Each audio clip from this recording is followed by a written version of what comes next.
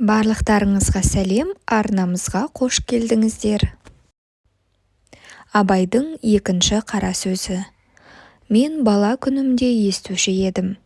Біздің қазақ сартты көрсе күлуші еді, енеңді ұрайын. Кең қолтық, шүлдіреген тәжік. Арқадан үй төбесіне саламын деп қамыс артқан, бұтадан қорыққан. Көз көргенде әке үке десіп шығып кетсе, қызын боқтасқан сарт-сұрт деген осы деп. Ноғайды көрсе, оны да боқтап күлуші еді. Түйеден қорыққан ноғай атқа мінсе шаршап, жаяу жүрсе демін алады. Ноғай дегенше, ноқай десеңші, түкке ыңғайы келмейді. Солдат ноғай, қашқын ноғай, баш әшілік ноғай деп. Орысқа да күлуші еді. Ауылды көрсе шапқан, жаман сасыр бас орыс деп. Орыс ойына келгенін қылады деген, не айтса соған нанады. Ұзын құлақты тауып бер депті деп. Сонда мен ойлаушы едім, Құдай-ай, бізден басқа халықтың бәрі ант ұрған, жаман келеді екен. Ең тәуір халық біз екенбіз деп, әлгі айталмыш сөздерді бір үлкен қызық көріп, қуанып күлуші едім. Енді қарап тұрсам, сарттың екпеген егіні жоқ, шығармаған жемісі жоқ, саудагерінің жүрмеген жері жоқ, қылмаған шеберлігі жоқ.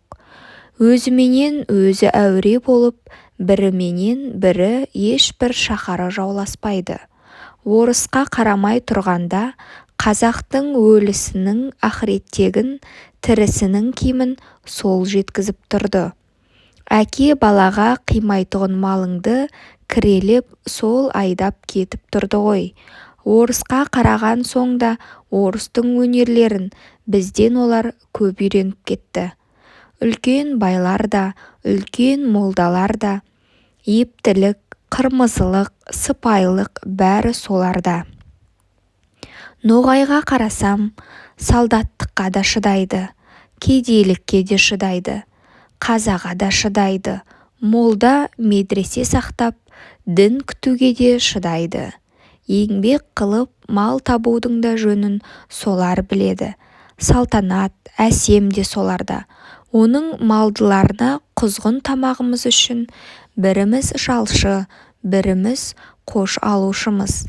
Біздің ең байымызды сәнің шақ-шаяғың білән пышыратырға қойған идан түгіл шық-сасық қазақ деп үйінен қуып шығарады.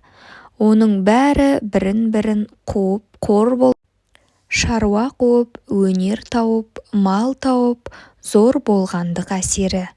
Орысқа айтар сөз де жоқ, біз құлы күңі құрлы да жоқпыз. Бағанағы мақтан, бағанағы қуанған, күлген сөздеріміз қайда?